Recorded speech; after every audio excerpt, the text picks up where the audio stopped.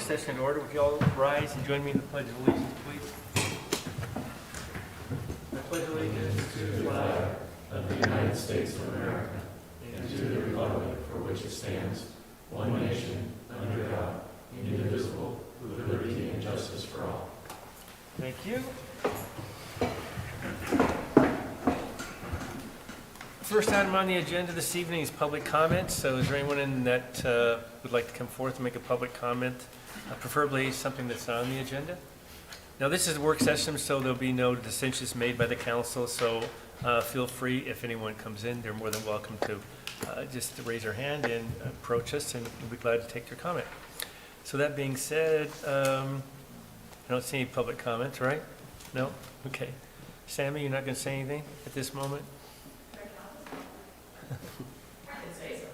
Okay. So we got some review of upcoming council and URA agenda items.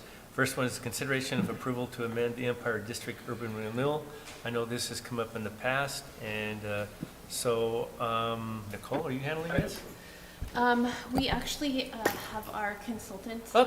Elaine Howard, here with us tonight. So she's good going to to see kind you. of walk through the steps that we are working through to present tonight and then move forward with this. Okay, great. Well, welcome.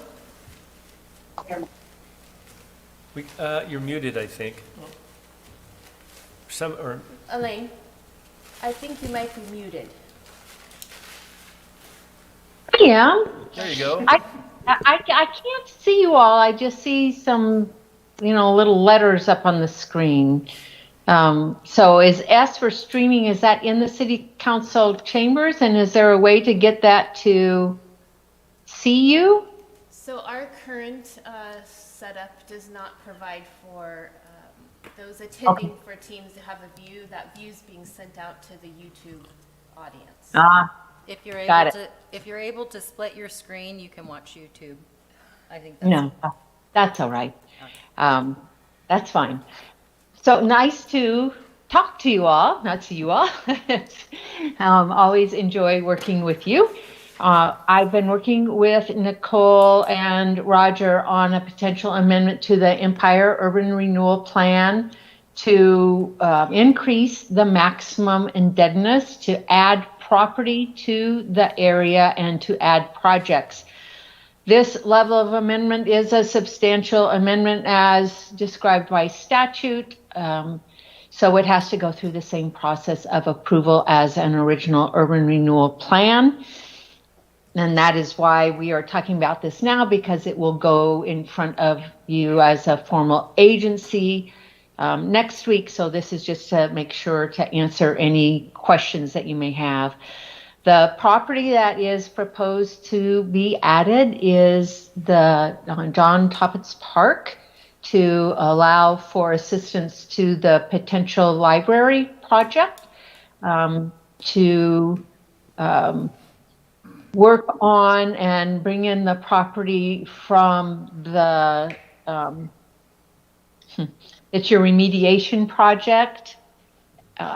And what's the name of that site, Nicole? That's the Armory, although that's Yes, Armory. potentially a far-off project. Yeah. And that increase in property is within the amount that you may increase in your urban renewal area. You are limited to increasing to 20% of your original acreage, and this is within that. The increase in maximum indebtedness, however, goes above the level that you as a city council may increase on your own. Because you increased it a couple of years ago, the level that you may increase now has to be approved, any increase, by 75% of taxing districts representing the permanent rate levy within your urban renewal area. So for that approval, the city itself is one of those taxing districts, and the city itself comprises 43.04% of that. The school district is another 30.62%. So If you get approval from those two districts, you only need approval from another district that represents 1.34% of the permanent rate levy. So that could either be the Education Service District, the community college, the port, Coos County, or the library. And I believe that you are looking to the Education Service District to provide that other percentage to get you to that 75% approval. Those approvals have to be done in form of a resolution by the board of their district.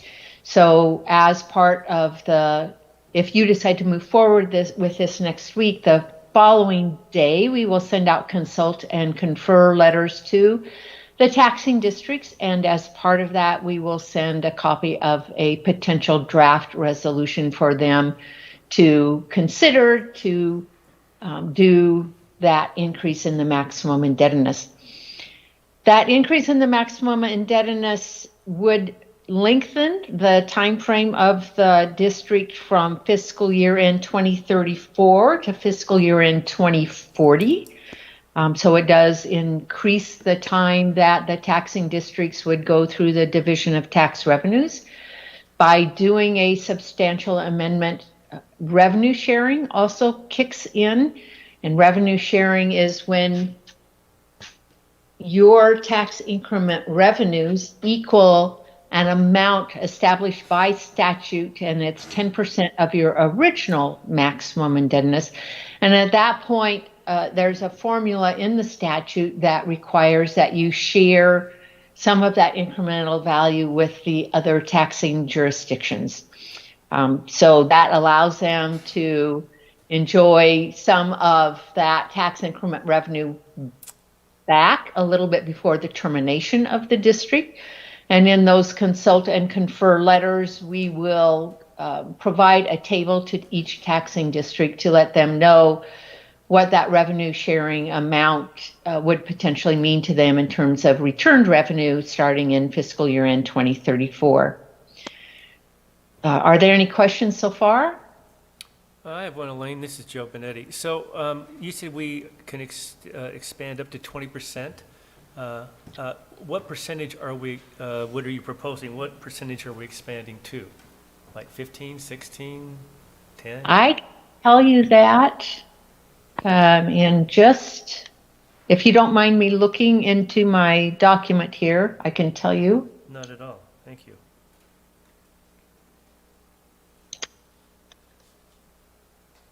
So you have, your original statutory limitation was 54.26 acres.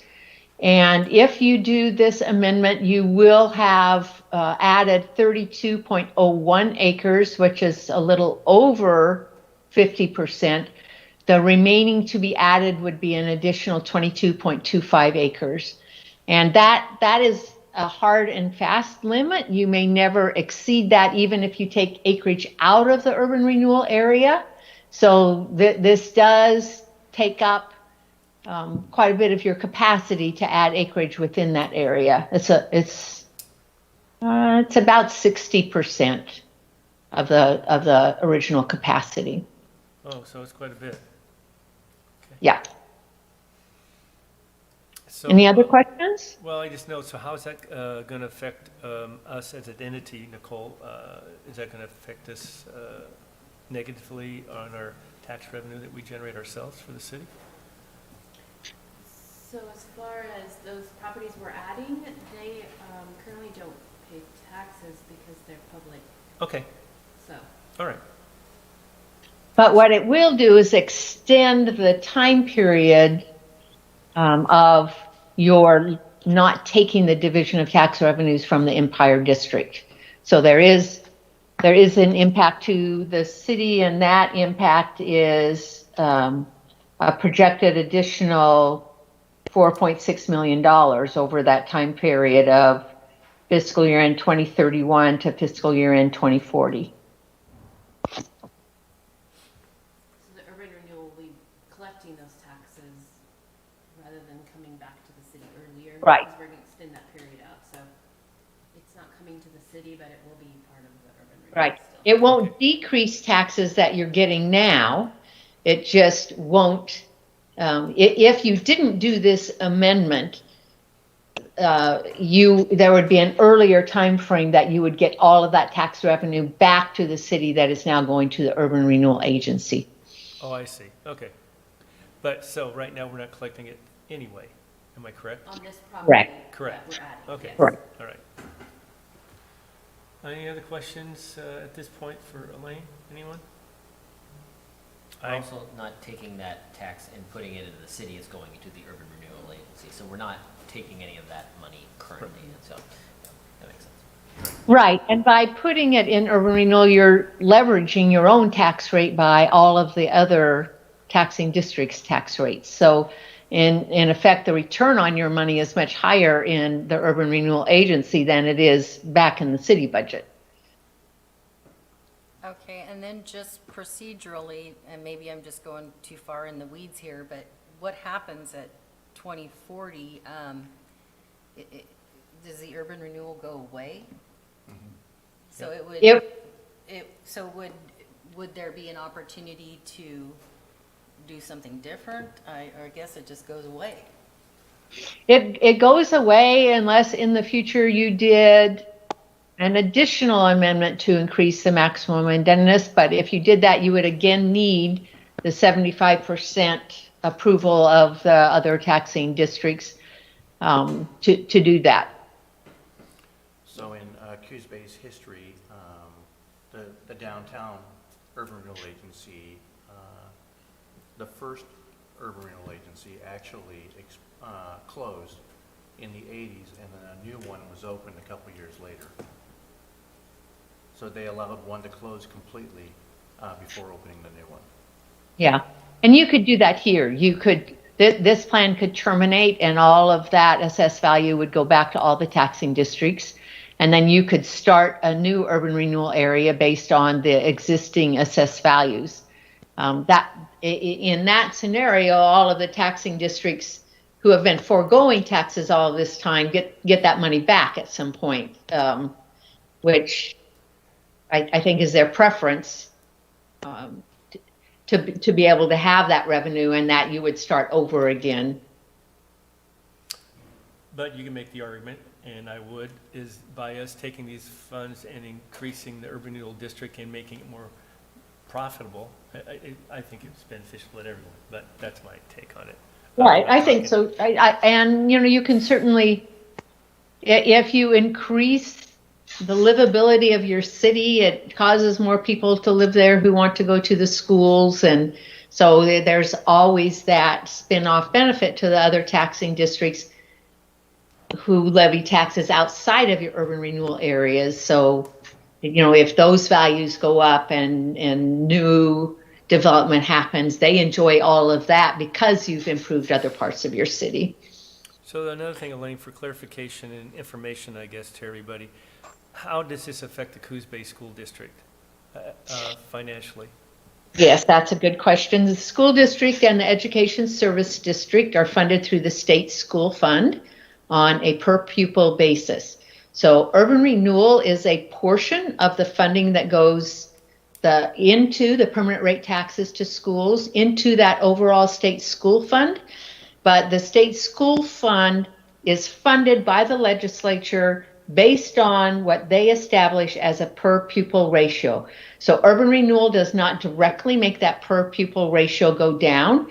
If there is an urban renewal area that closes in another part of the state, that money will go back into that state school fund. If there's urban renewal in any other city in the state, that also impacts monies that go into the state school fund. And the legislature has the ability to tap other resources, other funding, to fill that state school fund so that they're able to meet those per pupil ratios. So what we say is urban renewal has an indirect impact on schools in the fact that that money would go into that state school fund, but that state school fund is comprised of other funding besides just permanent rate property taxes. So whether we initiate the urban renewal or we or we eliminate the urban renewal, financially it does nothing to the Coos Bay School District by either one of those actions. Not directly. Okay. There are some who say that maybe, and this is not a fact, this is a theory, that maybe if urban renewal in Oregon didn't exist at all, that per pupil ratio would go up. However, the legislature has consistently supported urban renewal, and this is the way urban renewal is also financed. And so they will backfill that state school fund to keep it whole while knowing that urban renewal also exists on permanent rate taxes. So we can't for sure say if urban renewal didn't exist in the state of Oregon that there wouldn't be a change in the state school fund, but we also can't say that it for sure has an impact on the establishment of the per pupil ratios. But we can really say, though, that we get more of the dollar through an urban renewal district. Yes, yes, The community does. Correct. yes. And the per pupil ratio does not go down because you have urban renewal in your community. That was the debate I had with somebody once, and the final point we landed at was that, yeah, if all urban renewal went away, there would be some more taxing dollars going out there, but you would still be relying on the state legislature to appropriate it for schools, and they might not do that. That's correct. And the ratio is going to be the same. Yeah. Yep. And I think the argument that we would make with the school district and ESD is that by the mere fact of what you're trying to do, it actually has a positive impact on that area of Empire where many of their students live. And the reality is, many of that area is blighted and needs help. Yeah. It improves their livability. Hey, Elaine, this is Lucinda. Quick question. In this amendment, we're proposing that the plan would end in 2041. My question is, if we were to consider opening another urban renewal district, is there a required wait time? Could one end and then, no, okay. In Sherwood, we recently took a bunch of acreage out of one and started the other in the same fiscal year. So you can step right into another one. Okay, thank you. I have a curiosity question, Elaine, just to pile on everything else. I would think the benefit of maintaining a pre-existing urban renewal zone would be to keep that frozen base down lower than it would otherwise be if it were reassessed. Is that the case? That is the case because if you start a new district, you have established a new frozen base. And so all you're getting is that 3% growth the first year. So new urban renewal areas start out slowly. It's usually 5 to 8 years before they get enough money to be able to do projects. So it is beneficial to keep the original frozen base. I worked with Lincoln City on an urban renewal area where they wanted to change, the time frame.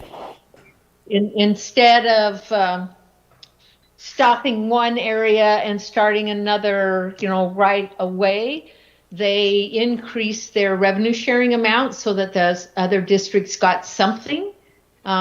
But everybody recognized that the value of getting that money within your urban renewal area is so much higher if you have an older area that has built up that incremental value. So, if you decided to, you already will hit revenue sharing targets in fiscal year in 2034. Those are targets established by statute. If in the future you wanted to do something different, you could look at increasing those targets a little bit on your own voluntarily. That would help the other taxing districts maybe feel better about all that money still going to you.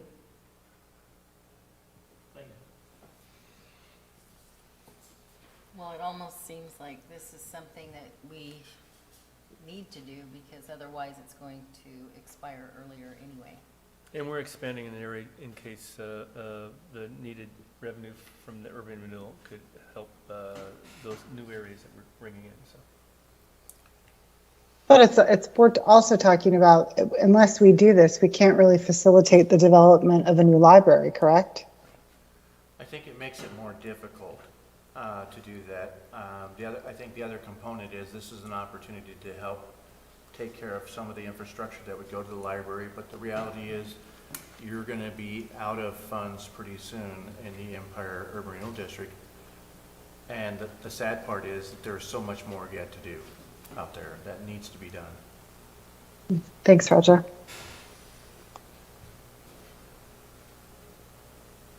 Anything else? Elaine? You Should I got- go? Yes, I just want to go through the process with you, just so that you know what's coming. So you have a formal agency meeting on June 1st, where you will consider whether to send this out for formal public review. We'll prepare a resolution for you to consider. If you pass that on June 2nd, we'll send out letters, consult and confer letters to all of the taxing jurisdictions. On June 8th, we have a planning commission meeting scheduled, and on July 20th, a city council meeting scheduled. In between, before July 20th, we need to formally brief the county in a meeting, and we will need to get the concurrence on the maximum indebtedness increase from the city, hopefully the school district, and one other district to meet that 75% amount. So the process moves very quickly. If we're unable to get that other consideration from 2 other districts in that time frame, that July 20th city council meeting might have to be moved out. So I know the city's been considering that, and hopefully we can move in that order.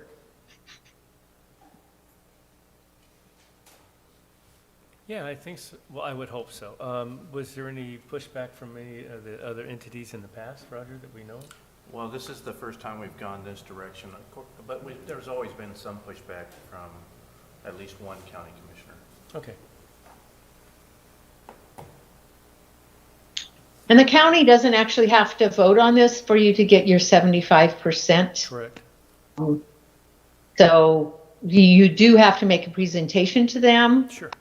but you don't have to get their affirmative vote to be able to proceed. All right. Any other questions for Elaine about the process or procedures or anything else? I guess not. Well, Elaine, thank you. And so we'll see you on our council meeting, am I correct?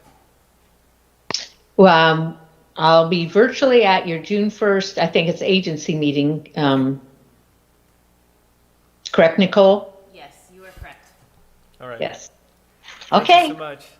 Have a good day. thanks so much. Thank you. Appreciate it. Thank you. Thank you. Okay, so the next item is review of the urban renewal improvement grant application for 132 South Shoneman Street. Jim, are you handling this? I'll handle that. And it should read 132, or excuse me, 135 South Shoneman. Okay, So there was an 135. error in that. So the property owner at 135 South Shoneman, Timothy Stillion of Tom and Giggs Automotive has submitted an improvement grant application for repair and improvements to their building, which was constructed back in 1969. Their proposal includes replacement of an existing awning on the north and west elevations with a new awning design, replacement of small windows on the south elevation, and repair and replace the metal siding as needed. Weatherization under the awning and painting of the entire structure in the current color. Installation of a handicapped access ramp in the front of the building was included in the application, but has subsequently been removed from the proposal. Access is provided at another location at the rear of the building. The design and assistance team did review the project and recommends approval as submitted. The applicant has was able to secure one bid for awning replacement of $14,832. Shop window replacement, they were able to get two bids, the low bid being $2,850.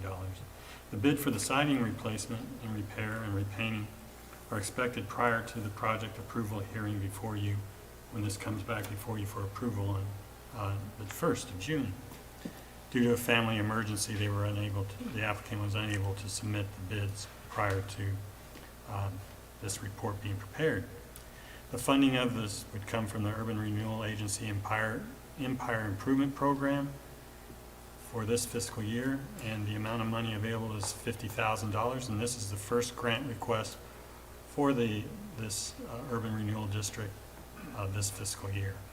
And they're requesting 50% of the eligible expenses for up to $25,000. Their estimated cost for the project is just under $20,000. And like I said, this will come to you at the June 21st meeting. It's under 20,000, but that doesn't include the repair and replacement for the repainting and the structure, right? Which will be coming part of the process or not? Yes, it'll be part of the process. So it will be over 20,000 then, right? They just don't have the bid at the They point. just don't have the bid in, that's You're right. So, I mean, we can expect it'll be over Right. 20, correct? Correct.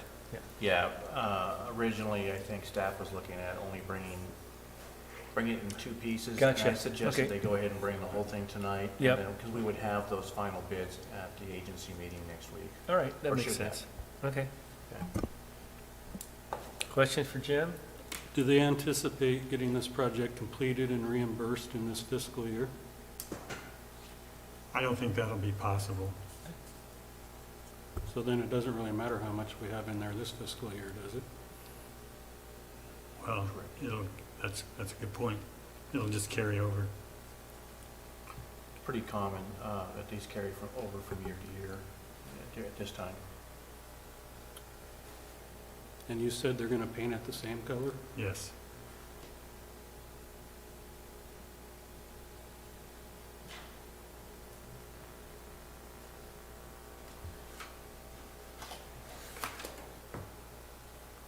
So this went before the design committee. I know they don't, or design assistance team, excuse me. I know they don't have, as far as, applying any of their feelings about it, but they give advice, and it's good advice. And Yes. a lot of people follow it. So they've agreed with all this? Yes, they did. Okay. Anyone else for Jim? Questions? Okay. Did they have any renderings of what they thought it was gonna, is it basically just gonna be the same thing? Well, if you look down, you see the awning, but the color of, no. I guess the color's gonna be the same. Well, they said Yeah, they they want to just paint have it the all the awning. same color, because right now it's multiple It's colors. multiple it looks Right. like. colors. It looks like they had multiple pieces added. So maybe they're gonna do a different color, but make it all The same. the same color. Right. Yeah, I don't know. Well, I guess the awnings are different.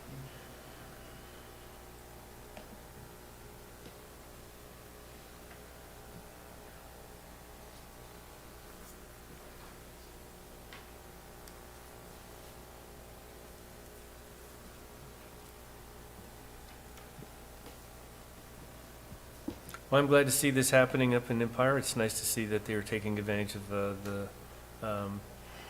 we're not calling it the facade program anymore. We're calling it the improvement program, right? So, building improvement? What is the correct terminology? It's I think- Urban Renewal Improvement Grant Okay. Program. All right, any other questions for Jim? Okay, hearing none, we'll move to the next item, which is presentation of the third central, green parking lot. And Jim, you're handling this? I think Jennifer. Jennifer? Yes. Oh, yeah, you handed this stuff out. Hello, everyone. Hello. So Jim's going to pull up a PowerPoint presentation. While he does that, Last year, you may recall, we completed the pump station 417 in East Side and Force Main under the bay.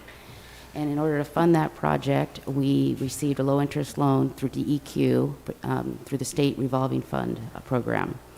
And one of the options of that program is we can also apply for a sponsorship option, and we call those SO projects, and they're water quality projects. And if we do an SO project, it actually reduces the interest on our larger sewer loan, so therefore we essentially get to do this water quality project for free. So we worked with Jim and Roger and came up with this green parking lot here at 3rd and Central to go as an SO loan for the Pump Station 17 project. So the 3rd and Central parking lot is located, let's see, just north of the Time Bomb and east of Old City Hall. If you just want to go to the next one. So the cool thing about the SO money is we get to do some different things. It's just not an asphalt parking lot. We have to incorporate water quality because that's what's funding this project. And so this is an engineered site plan, but what you have in front of you is you have the conceptual site plan. And for those attending virtually, there's actually an attachment. And on that conceptual site plan, there's numbers. And so we're going to go through all the features associated with this parking lot, and we're looking for any feedback that you folks may have. And these are just concepts. We haven't decided on any designs. These are just general concepts in nature. I think the only thing that really has been decided is the bike racks. Once we get feedback from you, then we're going to go to DEQ and we're going to sit down and we're going to see, we're going to try to see everything that we can get funded through SO dollars and see what's left over at the end of the day. As long as it has a water quality component, we have a very good shot at getting it all funded. So we'll go through, we'll come back to this maybe at the end, but want to go through the furnishings, Jim? So the first one, and maybe I need to step back here for a moment. We chose this site too because we wanted to have it as overflow for the farmers market and any events. So with that in mind, again, we wanted to be careful of too many vertical improvements like curbing. We wanted to be careful where we put the drains, that kind of thing, because the idea is to be able to use this for food carts and vendors and that kind of thing. So, but we did want to have sitting areas. So if you look at the conceptual site plan, we're proposing sitting areas, but the type of sitting areas proposed are not necessarily shown here. We want sitting areas that maybe don't promote people for being there for very long. So if we have benches, they're going to be benches, and there's none shown here, but they're going to have the little bar in the middle, or they're going to be around the tree where you're sitting vertical. And those benches are actually proposed several areas. So if you look at this plan, they're proposed on the south side near the rain garden. They're also proposed on the north side along Central. So they're all the items 7.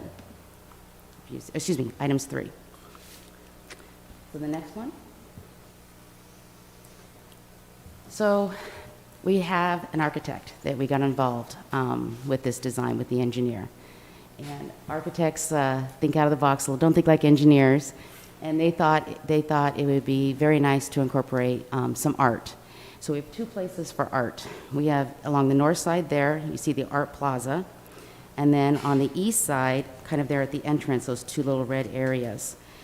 So the north side is where the architect is proposing some sort of tower clock. And we're trying to figure out how to make it a water quality component.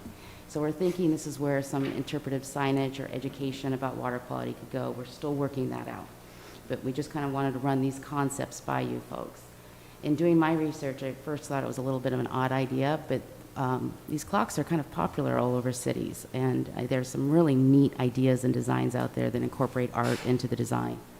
So I think if this group agrees, we probably could come up with some ideas that DEQ might like.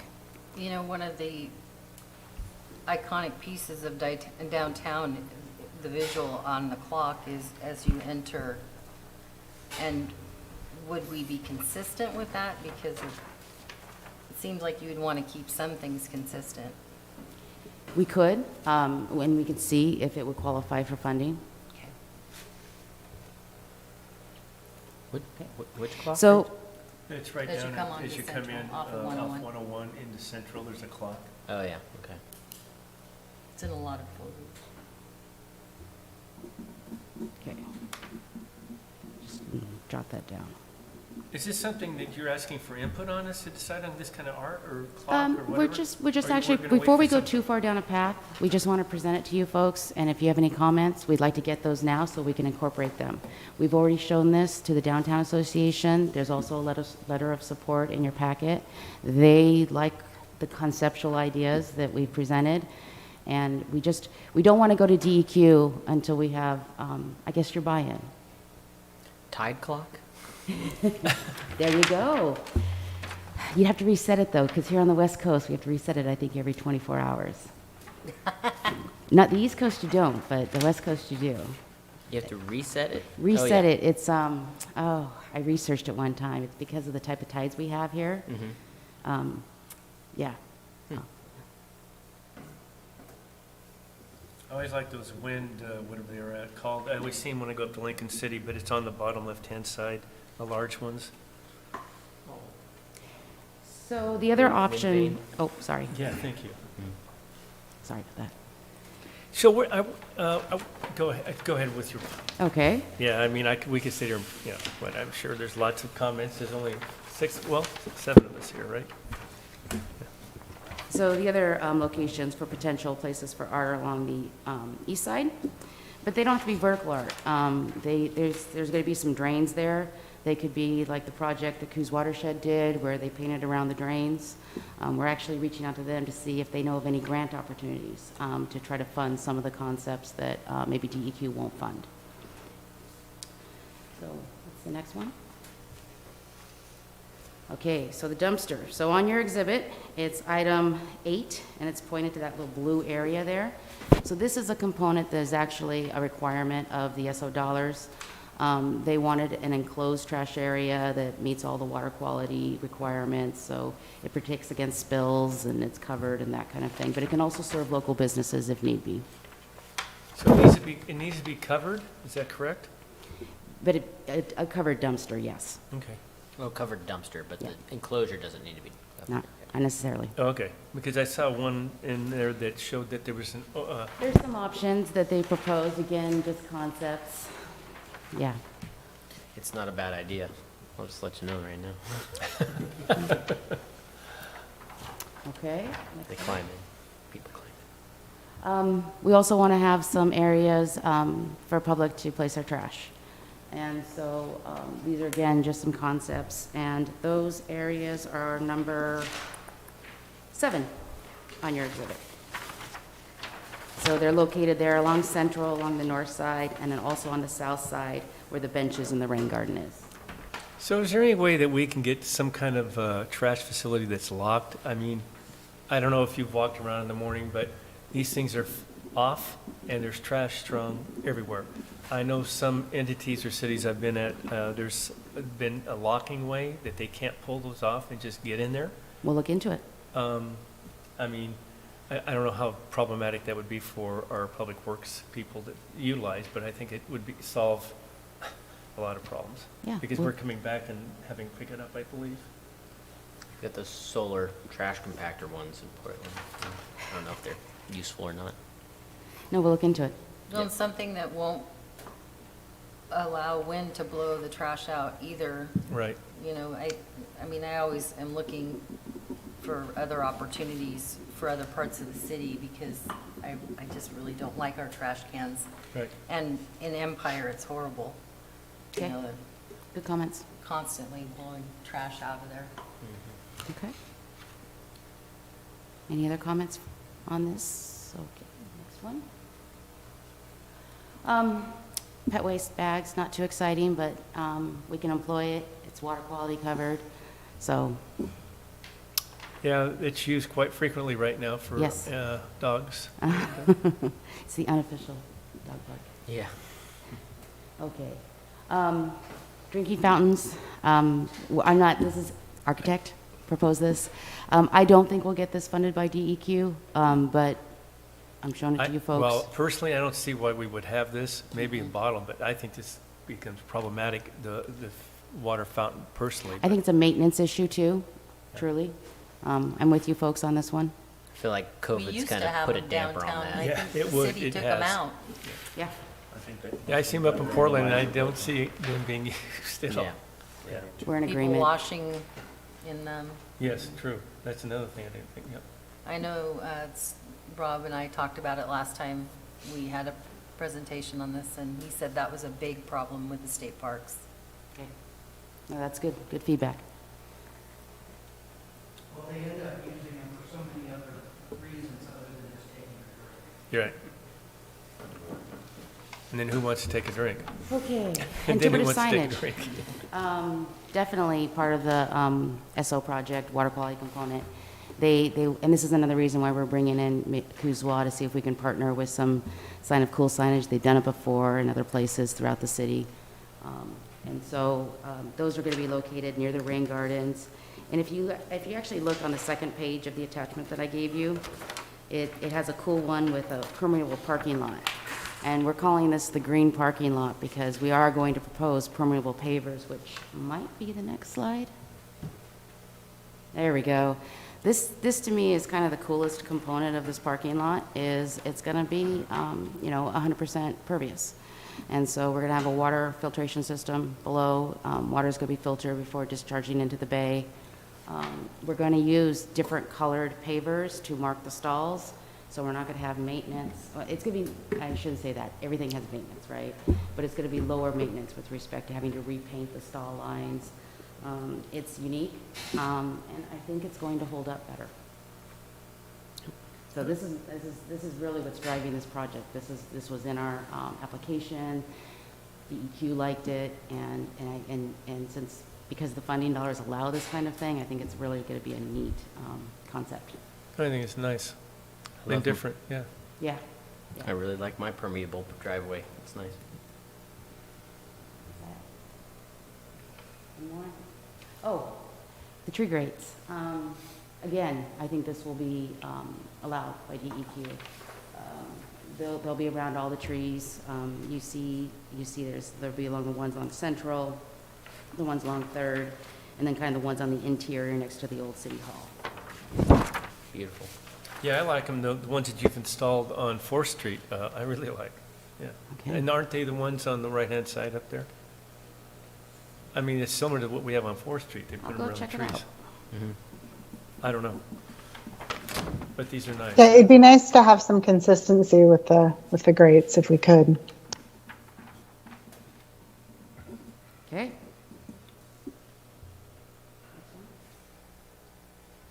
So then these are some additional ones.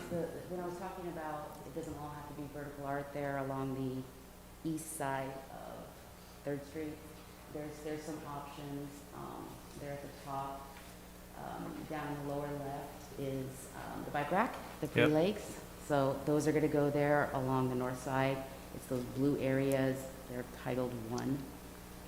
And then the architect proposed using some historic railing and using that along the south side there to protect the rain garden. Again, just a concept. Yep. I like it. Is that the last slide, Jim? Yes. So that's our green parking lot. So what's the next step? Get your feedback and then have Dyer and the architect update the site plan and then sit down with DEQ and try to brainstorm on how to make this all qualify for SO dollars. Okay. Jim, can you go back to the design slide, the very first one?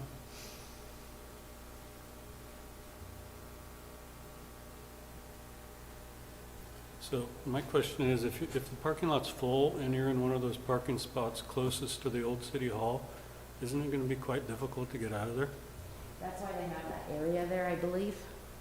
It looks smaller up there, which this is just a concept plan, but see this? The little on there, pathway? Jim, that area there just south of the trash enclosures?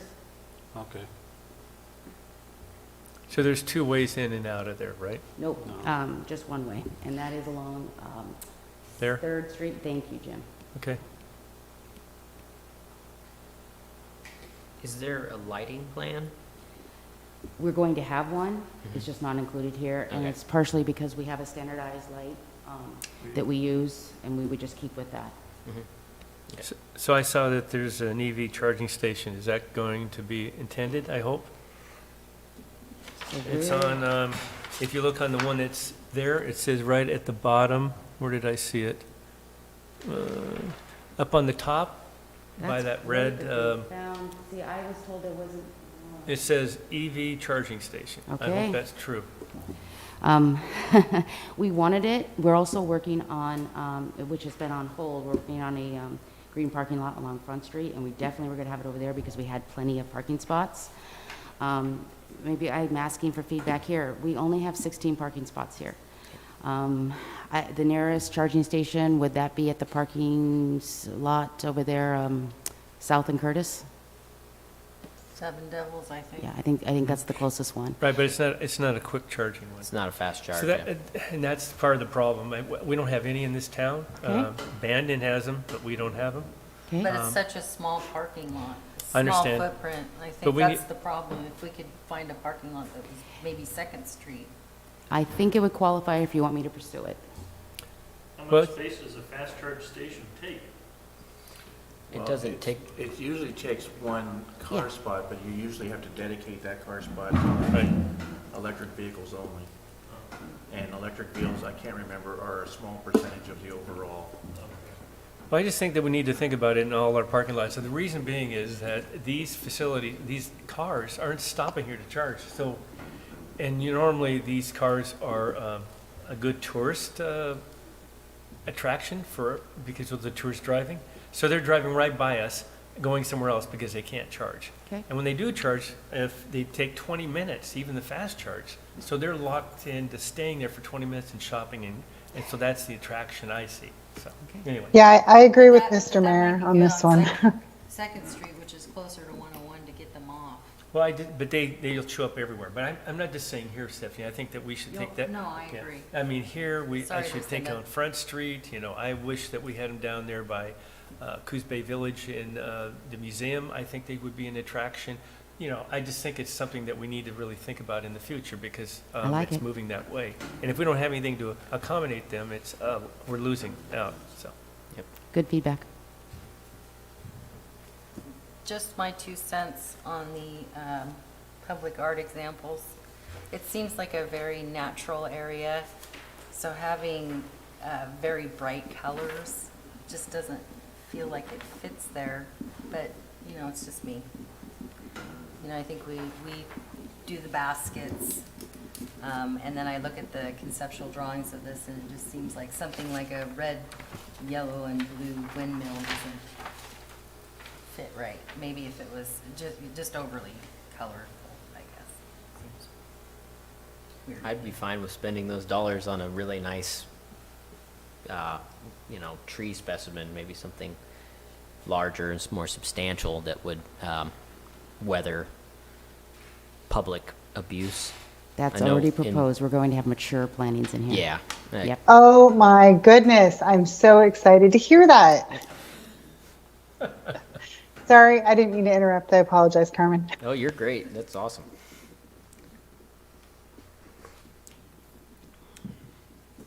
I like it. Okay, anything else for Jennifer on this? I mean, I think it's great. It's a good step for getting this done. I'm sure there'll be some tweaking and more suggestions by us and others, and so, but this is a great step. So- Great. I'm Thanks, almost Jennifer. positive if you're doing a rain garden kind of planting, that the Surfrider Foundation would be willing to donate labor. I don't know if that helps, if you need, buy-in from other NGOs or anything like that, but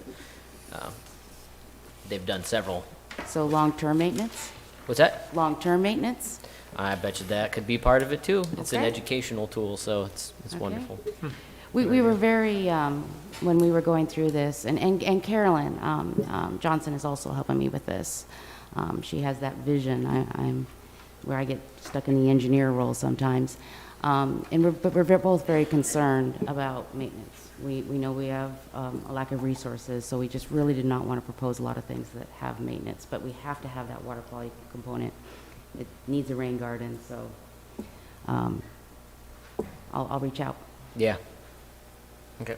The only other thing I was going to say is there may be some opportunities for the Coos Bay Downtown Association to apply for some grants, either local or otherwise. There might be some stuff out there. If you have some specific things that you're looking for in there, like the bike racks or Okay. something like that. Thank you, everyone. Thank you. It feels odd being up here not talking about a wastewater project. I know, right? like I know. Thanks, Jennifer. Thank you again. Thanks. Next item is approval of revisions to the emergency operations plan. Mark? Well, first, I'd like to apologize for not having a PowerPoint presentation. I was prepared looking for forward you. to it. I know many of you are disappointed, as am I. So the city's operations, or emergency operations plan is an all-hazard scalable plan that provides a framework for response and recovery from emergencies or disasters. Because planning is a continuous process, staff are obligated to review the plan periodically and recommend the adoption of revisions. So the plan is made up of 4 parts. There's the basic plan, which is the nuts and bolts, or lays out the framework for emergency management. And then there's 15 emergency support functions, which are functional, operational level documents that identify the primary and supporting entities, as well as objectives for each phase of an emergency. Then there's 9 incident annexes, which are incident specific, so based on the type of disaster, so or the hazard that it addresses. And then there are 4 support annexes, which provide guidance for emergency response and recovery, not otherwise addressed in either the emergency support functions or incident annexes. So, with that background, there are a few changes, not very many, but let me go over one by one. There were 9 sections I'm sorry, 11 sections that we covered this year in review. First is a letter of promulgation, and there are no substantial changes within that, other than changing dates. The basic plan, there were a couple changes, but they were not substantial, but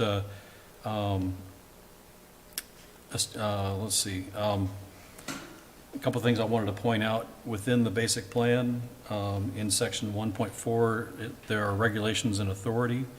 And this is specifically for city council. I think that if you got anything out of this, it would be reading through that basic plan, and particularly chapter 1. 1-4.2 states that the responsibility for emergency services belongs to the governing body, and that is you as the city council.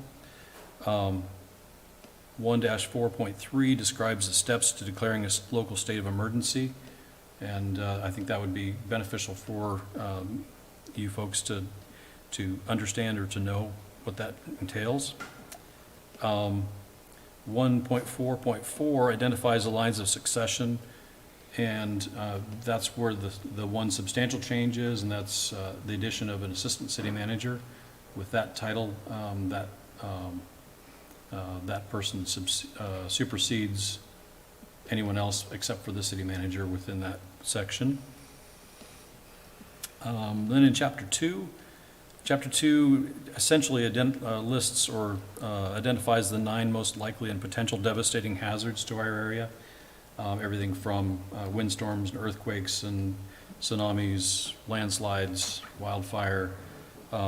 Those are also, there's an incident annex for each one of those. Chapter 3 describes the responsibility of city council in relationship to the emergency operations plan. And then chapter 5, skipping down still within that basic plan, chapter 5 addresses the incident management and the use of the incident command system in the NIMS, or which is National Incident Management System. And that's a great segue. In front of you, you should have, other than Councilor DeNovo, should have one of these orange cards. It's just a gentle reminder that as an elected official, we do have a responsibility to conduct some training, particularly with ICS and NIMS training. It is a couple hours commitment, and I apologize for that, but it would give you a great foundation of what to expect in the event of a disaster or an emergency, and better appreciation of what goes into emergency management. And that's all I'm going to say about that. So Chief, didn't you remind us about this a year ago? That was on a yellow card. This one's orange. I see. Okay. Wonderful. Just wanted to confirm. Full disclosure, when I saw this on the agenda, I attempted to go do that, but I couldn't find the card. Well, that's why it's on a bright color. There, now I'll be able to find And it. orange happens to be my favorite color, so. Neither colors. He also said the first person to get it done would get a ride on a fire truck. That hasn't happened yet. At this point, Pandemic. I noticed that Rob doesn't have one at his station here. Chief, would you mind emailing me that information? I would be happy to. Okay, thank Make you. sure it's orange, Mark. Okay, so that wraps up the second one. The basic appendices, there are no substantial changes. Then we get into the essential support or emergency support functions, ESF 10, which is oil and hazardous materials response. There were no substantial changes. ESF 11, which is agriculture and natural resources, no substantial changes. ESF 12, which is energy. I think it probably should be entitled more like management of utilities because it covers everything from water to power, fuels, including gas and fossil fuels. But anyway, ESF 12, energy, has no substantial changes. ESF 13, which is public safety and security, has no substantial changes. Again, a couple title changes or that kind of thing, but nothing really significant to report. And ESF 14, which is long-term community recovery, again, no substantial changes. Incident annexes. Incident Annex 7, which is landslide and debris flow, there were no substantial changes. Incident Annex 9, which is pandemics and biological emergencies, no substantial changes, but I would like to, in light of our current situation with global pandemic, reading through that, if you took a glance at it, you'd see that it's grossly inadequate. But I think we can all appreciate now how complex designing an emergency plan for a biological emergency or a pandemic like this would be terribly difficult. I think that, it would be extremely difficult to draw up a comprehensive plan for that. So that's probably why it's inadequate. Let's see. The last one we reviewed was the Support Annex 4, which is continuity of government, and there were some changes there, primarily with, as I mentioned, the Assistant City Manager added to the line of succession for emergency management and for other roles, other management roles. And then we had several titles that were, whether it was in community development, or, I'm sorry, it was Public Works and Community Development is the correct department. Titles were out of date. Some positions no longer exist, while other ones were added. And so we updated the titles within the Emergency Operations, or the EOC, Emergency Operations Center, or the ICS roles. Any questions on Emergency Questions for Operations? Mark? No? Thank you, Mark. Good report and good job on this. Okay, hearing that there is none, next thing is review of the 2021-2023 goal setting session. Roger? Yes, this is a follow-up from your work session earlier this year where you got together and there was discussion on various goals. Staff went and put some meat on the bones from the original structure that was provided to us to actually include some actual tasks on here that you could look at. And they're divided up into 9 different categories. on there, but as you can see, and what's really been at the heart of the council's work has been on infrastructure. So infrastructure really kind of leads the charge with your water quality infrastructure, your streets, parking lots, street lamps. We left some things on there that are in the midst of being completed. It's always good to, if you have a task list, to be able to check off a few right off the bat. And then, of course, the goal to build a new library is an important goal to the city, and that should be in here. In addition, you had some economic development-related goals. There's been discussions in the past, and was in your work session, about exploring urban growth boundary adjustment and possible annexation opportunities. And I would tell you, even this week, there was some talk about individual properties that's just outside the city limits that want to be annexed in. Individual one properties, so this provides us a framework to look on how are we going to do that. You do have that project you're talking about tonight, expanding the urban renewal district in Empire and the maximum indebtedness. We left on here, although you have within your program, urban renewal loan program, we need to really tease that out a little bit more about how are we going to actually manage it. Do we have to set up a set of money? Are we going to contract out the management of the loan program to an organization that already does that? What's the best way to look at that? And then, of course, another project that you have going on and has been going on since 1998, and that's Front Street. It's just the next step, completing the blueprint. Without a doubt, what should also be on here is I continue to work on the housing supply and addressing homelessness in our community. And I have what I affectionately term as the Kelmer de novo goal, communications with our city and our citizens. You know, one of the things we talked about was a smartphone app. The more you look at social media, the more you realize people do not call people. They're using some type of device or social media to either reach out or to make their own comments. With that, though, the city's website is in need of an update as well. I'm not sure it actually meets. It's not cell phone user friendly. Either it's hard to search on there. There's many things that could be updated, and I think this 2-year period is probably a good time to begin looking at doing that. I think the last time we did that, our finance director retired shortly thereafter. I'm not sure if it was related, but it's a difficult task.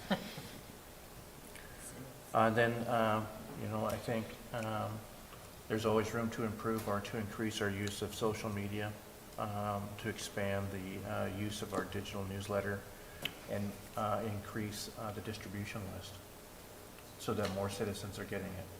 A lot of questions that come out that are really already answered on that in that newsletter. So if more people got it, I think we'd have fewer questions. Then I also wanted to list your other part of your infrastructure, and that's your parks. There's a lot of plans been made, work in progress, and I think it's important to list that in there. In addition, I wanted to go ahead and at least have in there consideration of development of that vacant lot, the old former wastewater treatment plant 2 site, help work towards a decision on what's going to happen with that site.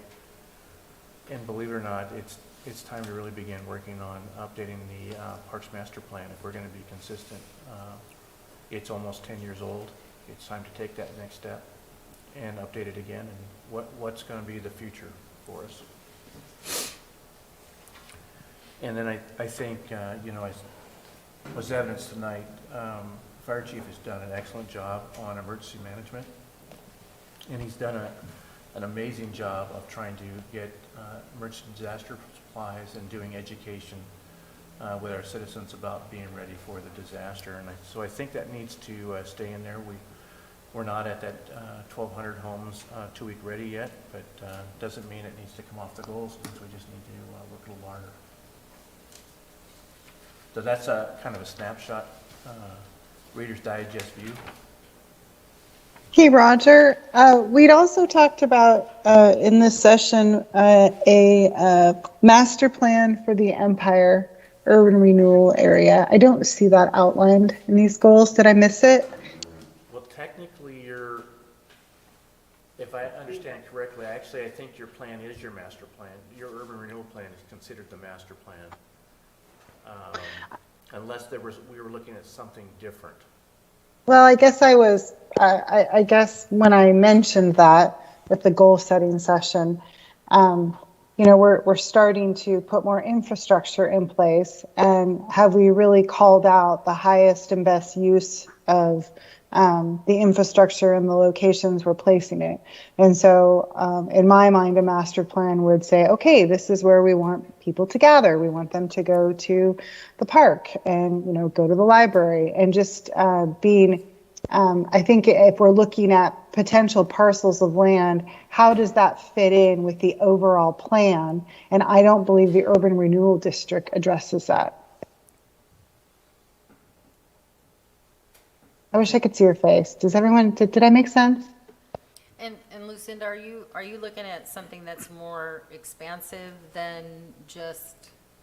Yeah, the it's urban renewal like the Front district Street master. It's like the boundaries? Front Street blueprint, right?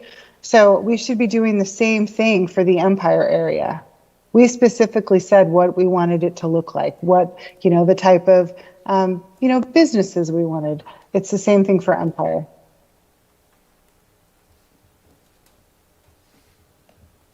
Let me give that some thought and see how we could put that in there. And I think I need to have a discussion with Elaine as well. Okay, thank you. So, I don't know, I got a few comments, Roger. Number one, in that meeting we had, for us as council, for us to be able to kind of comprehend what's going on a regular basis, and maybe for the staff, is there something that we can put on our desktops? Even if it's just a spreadsheet showing us these items, where we're at, and maybe if nothing else, and they don't have to be in certain order, and, where we are percentage-wise. Are we 50%, 60%? Zero is fine too, but where we kind of know where things are. Maybe the council, as time goes on, we want to take something off or we want to put something on, but there's no reference for me to go to and say, look, this is where we're at, and this is what our goals are. And I mentioned that at that session, and I don't want to make this thing complicated by any means, but something I think that maybe that would be beneficial to us and staff both, that it just sits on our desktop maybe, and whatever that may be. I don't care if you want to go through the cloud and we access it there, or however you want to do it. I just thinking maybe our desktop might be the easiest, but I don't know. So a gauge, you're looking for something that we can gauge the impact that we're having on meeting these goals over a period of time, that we can reference more than just one project at a time, because you're very good about updating us on things that are getting done, but we don't have that necessarily in relation to how it fits with the goals. So like when we check off, day-to-day operations of the wastewater treatment plant, clearly, we could check that off. Sure. I think Jim utilizes a nice model that we meet once a month with his division heads, and we look over the projects that are currently being done. And generally those include what the project is, what its status is, and what are the next steps. And on some of them, when do we expect them to be completed? I think that's something that we could provide, and just thinking off the top of my head, we could probably provide that once a month at the work session. Yeah, that's fine. Or, for me, if there's something, for me visually, if it just sits on my desktop or somewhere I can access it, and I don't think it needs, for me, it doesn't need to be that kind of detail. It's nice to have that detail, but I don't think that detail is necessary for me. As we go along, because it's easy to throw all these things out, these informations out. An example, if Phil says, well, what happened to the parking lot plan that we had talked about? And I know that we do that, and it just gets lost sometimes for me, or maybe it's not put on the item, and maybe it doesn't need to be. If I see this, sometimes I might say, well, it's already addressed. Why should I even think about it, right? So, because 2 years and what's been accomplished, we've done a lot, and know that you're very good about saying, if I said, hey, Roger, where are we at on our goals? And you could give me a list and show me easily. But there's just nowhere I can go at it. So, anyway, that's just me. It's nice to So update if the we got like public. an update quarterly, something that we could Well, I actually mean, put on our desktop? Yeah, would or that even work? monthly if he wants to send it, and I'll just stick it on there and on my desktop. It's easy for me to do. But, you know, if it sits there too, that's great too. I don't care. Just an updated document that Yeah. is And I don't refreshed. think, I don't want a lot of time, staff, Spent put a on lot that, of time yeah. into this. That's not the point behind it. It's just for me to reference. Well, there is a dual benefit for doing those. I mean, not only does it keep you updated, but it actually keeps these tasks in front of Right. us. But I don't want to put a lot of, I mean, it's not the intent to put pressure on or any of that stuff either. And the other thing is, you talk about public safety, and I know that our officers, since, I've been coming on swearing in and kind of finding out how all this works, and correct me if I'm wrong, Deputy Chief Chapinar, and Roger, it takes time to train these officers, especially if we don't have someone that's trained. And so we're looking at a lag time between 1 to 2 years, am I correct? I mean, is 1 year. 1 year? Yes. Okay, so we're always behind the 8 ball.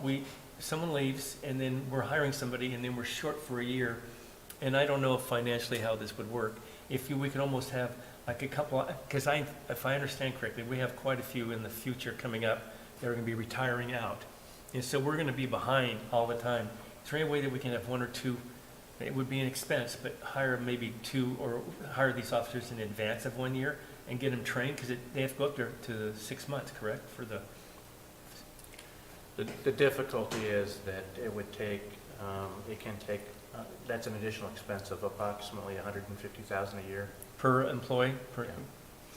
But have we weighted against the overtime it takes us that we're putting on, why we're lacking? Well, your comments are very timely. We anticipate a retirement at the end of the year, and we don't know, but maybe an additional one. And so we're taking advantage of that, and we're actually going out and doing a process right now so that we can be ready. And it's more than possible, like we did most recently, where our intent was to hire someone and get them partially trained up before the chief left. Right. Fortunately, one of those new employees didn't work out, so that's why we're going back out, but we're taking that opportunity to make a list and consider hiring someone early to replace this pending retirement that, well, we don't have a written retirement letter. We know it's coming. Sure. And that's all I know. I just know that, if talking, when we do these swearing in, that there's quite a few officers coming up, 4 or 5, that are probably going to be retiring in the next 5 years, maybe more. Yeah. So, I mean, I can just see that we're always going to be behind, and I just didn't know how it would affect our overtime and those costs. And when the new officers come in, their cost basis at the bottom level is less than the higher level. So there is some benefit and savings. It's just how it balances out. Correct. And the other thing is that the resource officer. I mean, I know we have Officer Babs that does a great job. But I don't know if one officer is enough. And again, I know there's a cost associated, but there's also a cost associated by not having that taken care of in You're multiple talking ways. about the community liaison Mhm. officer? Yeah. We call him a resource officer, is that correct? Yeah, it's community resource officer. Yeah. So I'm just, he's only one person, and, these are just thoughts, that we can try to keep thinking of.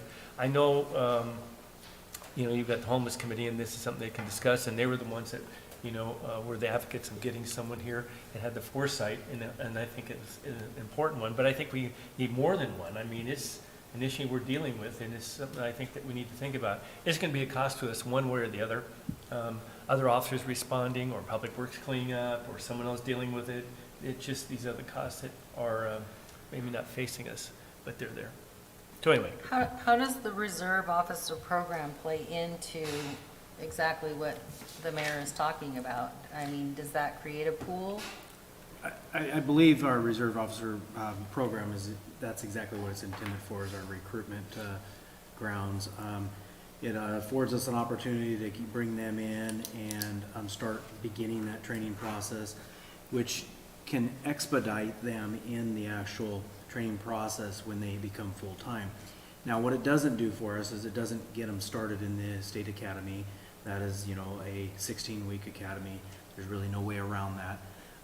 And then they generally will still need to have that 3.5 to 4 month training period with several different coaches. We call them FTOs, field training officers. So, but what it does is it already exposes them to our policies, our procedures, how we handle things. It gets them associated and acquainted with the other officers, and it just takes out, and geography and stuff, it just takes out some of those initial hurdles that a new officer that doesn't have any reserve experience faces, and so it lessens that. Is there a next level in between reserve and full-on officer? There isn't, because in order to be a full-time sworn officer, obviously there's a certification process that has to take place, and that has to take place within that first 12 months. And part of that is going to the state academy and then fulfilling the training obligations of that FTO period. And to attend that training, you have to be hired as an officer? So, yes and no. I mean, to actually have the official training, they're going to have to go through that as a full-time officer. However, we implemented our program, our reserve program. They will, when they come out, it's obviously at a slower pace because they're only able to maybe come out once a week or every other week. But when they come out, we actually start that training process and start running them through that FTO manual or that field training manual. And we generally pair them, when they're first starting off, we generally pair them with coaches, and they start working on checking off those boxes, which again, when we look at bringing them on as a full-time officer, they've already kind of gone through this process that's going to help them out. But the reality of it is we are seeing retirements at such a rapid pace that we barely get them on, get them sworn in as reserve officers, expose them a little bit, and then we're already kind of drawn from them for a hiring process. So, and now we're in the process of kind of rebuilding that program up again. As you guys know, I sent an invite out today. We have a swearing in tomorrow for a reserve officer, Ben Martin. And so we're starting to build that process up, or that program up again. So it's just kind of a continual thing. So I do believe that one of our recent hires was a reserve, and one of our potential hires coming up is a reserve. I was just wondering, because I know like Bay Area Hospital, Aaron Bozel from the X-ray department had a rotation where people coming out of college with a degree were able to actually do some physical work inside of that department with the understanding that they had to do a couple of years once they were done. So that, it's funny you mentioned that program. Actually, my daughter's in that program through OIT, and that's an externship program. And the hospital does bring them in, and they're still students of OIT, and that is a requirement for their certification. And there's various locations that, not only in Oregon, but across other states that host that. But that's more of an externship or an internship, whatever you would want to call it. And I don't know of anything that we can do to that level outside of a reserve program. Right, okay. So another thing I have is signage for parking.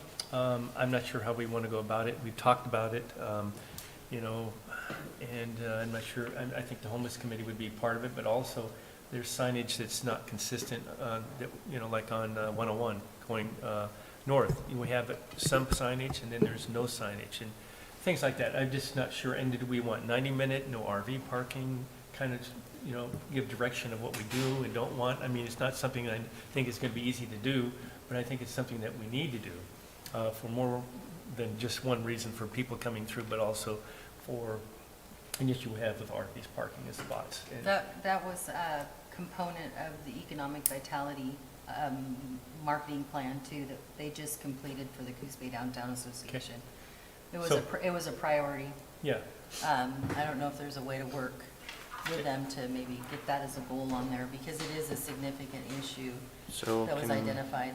if we did a review of signage and parking regulations in downtown, on your Yeah, list? and I don't know if it's just limited to downtown. I'm sure there's some places in Empire. I mean, I just think that we need overall, there's not a consistency, and I'm not sure how we do that or don't do that. But, you know, are we gonna have, you know, years ago, downtown, we decided that on-street parking would be 90 minutes. And then on the parking lots, there's no time restriction. And that's how 24 hours. basically, I think it still is. But the other thing that we don't have, I mean, is it 90 minutes up till 6 PM, I think, or whatever it is? But can anyone park? We still probably should have there also no RV parking, because a lot of these places, we don't want RVs parking there for all kinds of reasons, for access in and out of the streets, blocking the streets. I mean, if you start parking RVs on some of these places, you're gonna start blocking traffic and access in and out of the parking lots, and it gets dangerous. So, I mean, for all kinds of reasons, I think there might wanna be a thought process, and I don't think it can be something that we just, you know, magically come up with, but it's something we probably should address. That's my thought on it. And there's something we've talked about forever, this me going way back, is locating the city shops. And unfortunately, Roger told me today that the Armory is not available to us, which would have been a great site for that. But I think we've talked about trying to relocate that for multiple reasons. And I think that we should still keep it on the, you know, list and keep that in mind. I'm sure it's not going to be something we'll be able to do, but I think it'd be one of the things we could think about. Zoning on Front Street, it came up because, and I'm not sure where this goes, there was a piece of property that was coming up for sale, and someone was interested in putting a towing business there. So when I thought, okay, this is right along where we're developing, you got Front Street Provisioners, you got 999, we're putting a new parking, off-street parking thing. Do we want, and I'm not sure what the zoning is, do we want a towing business there? Now, I know on the flip side, on the water side, we have industrial areas, so we got to keep that in mind, but I didn't know how that all ties together, or where we're at, or what we want to do. But I don't know if we would want a towing facility there. I don't know. Maybe we do, maybe we don't. It just came up, and I thought, you know, so, anyway. Yeah, I think I, No, sorry, go ahead, Roger.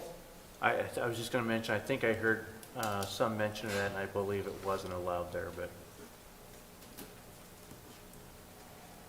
it's in the Maritime Heritage District Okay. now. So, I mean, one I of the just think stricter that since we're putting all this work into Front Street, we need to have, if it's been addressed and it's in there, that's great. I'm just questioning it, so. Yeah, that's a good question. Since we're talking about signage and just doing things, the Urban Renewal Agency signage for facade improvements, I know that was part of the requirement for when I received my grant, was to put the city urban renewal funded grant signage out. Mm-hmm. But I tried to obtain it. I don't think we have any right now, so maybe if that's something we could design up, or just, it seems like we got a lot of projects coming up, and it'd be nice to highlight what the URA is providing. Just punch list here.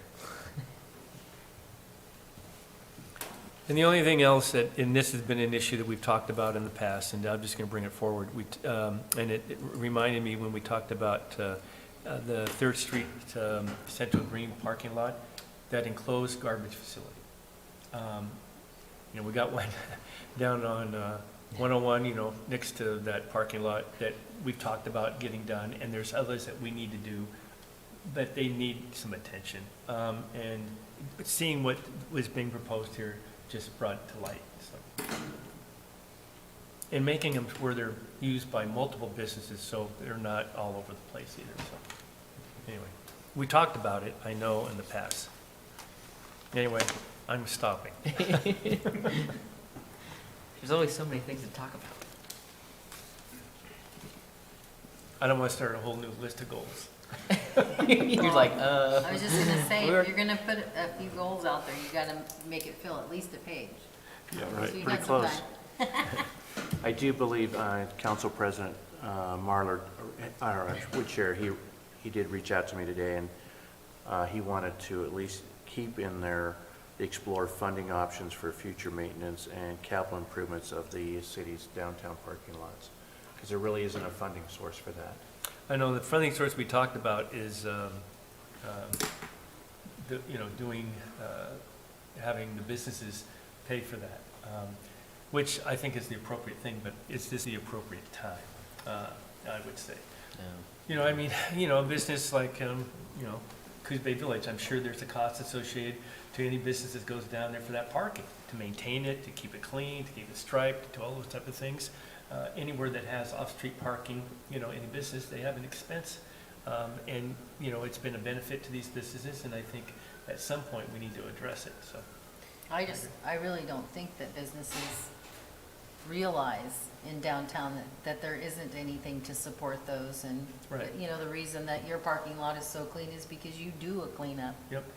Well, that's it. I mean, Carmen went out and had his crew go and clean that part, which is a public spot for everybody, but he had them clean it on a regular basis, or don't know, but occasionally. Still do, yeah. But just think of the impact just in that area if we didn't have those parking lots. Exactly. Or during a farmer's market, if we didn't have places for people to park.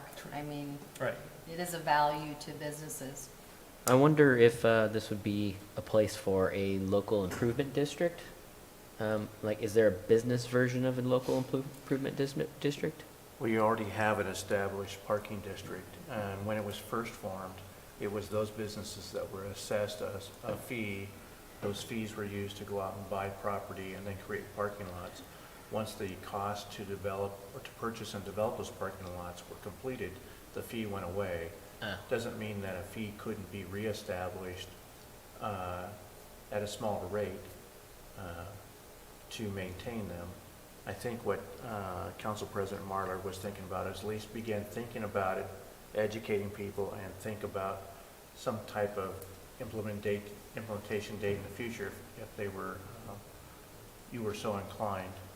You will get some of your parking lots updated through the clean water option, because you have the Front Street parking lot. That'll be one funding source, and there's two large parking lots on either the west or east side of South Second and Curtis.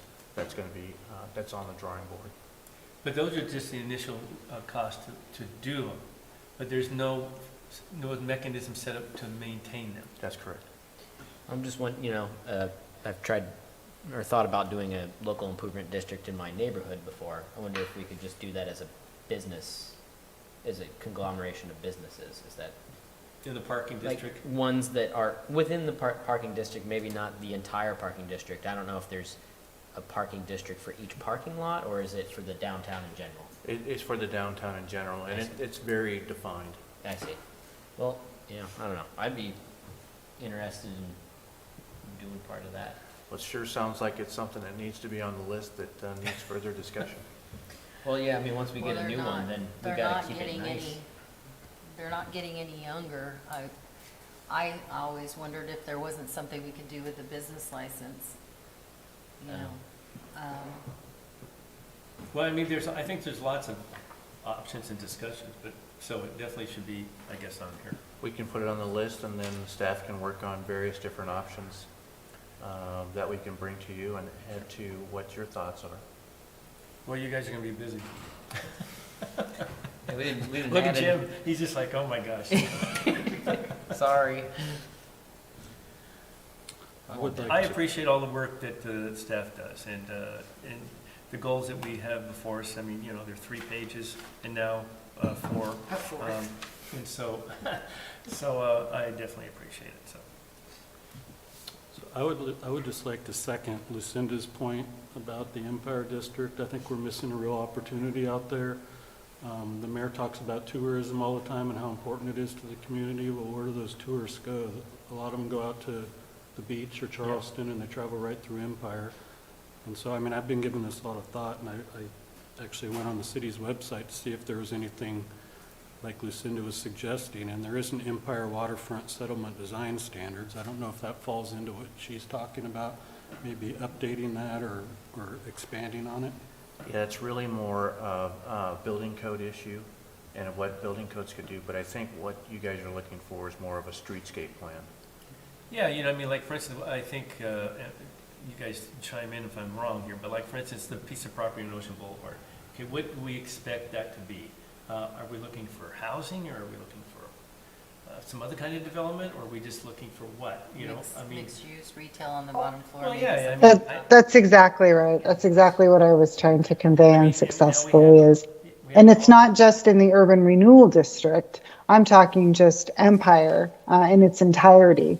How do we help develop that in a way that A, to Rob's point, attracts tourism, and B, becomes more vibrant, becomes the vibrant place that it used to be way back in the day.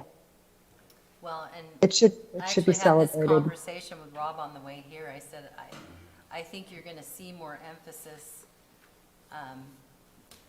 and need for, I mean, Empire is already a gateway to a lot of our natural resource areas that people are seeking out right now.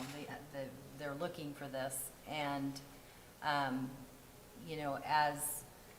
as we know, our downtown area is built on fill, and some of the businesses are having problems with that already. I know we had a piece of property downtown that was on fill in a ravine and had to be raised. I think it was almost 6 feet, just because that place was sinking. But there's an opportunity that we're not grabbing onto at this point, I think, really, that could really help the Empire area and the city as well. Instead of seeing it as something that's out there, bring it into the fold. Yep. And we got the hollering place now, that's an opportunity to, for something.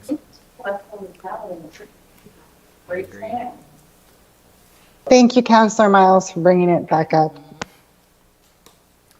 All right. Other things?